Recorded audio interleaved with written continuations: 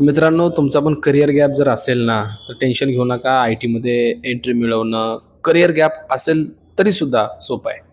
कसं काय? बघा, करिअर गॅप आहे, त्याला तुम्ही इंटरव्ह्यूमध्ये कशाप्रकारे रिप्रेझेंट करता, हे खूप महत्त्वाचं आहे. पॉझिटिव्हली घ्या तो गॅप, ओके. असं निगेटिव्हमध्ये घेऊ नका, की माझा गॅप आहे, मला जॉब मिळेल का?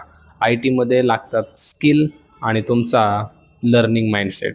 जर तुमच्याकडे बाई शिकण्याची जिद्द असेल, नवीन-नवीन गोष्टी तुम्ही शिकत लाइक आवड असेल शिकण्याची आणि ते तर शिकावंच लागतं आय-टीमध्ये, ओके.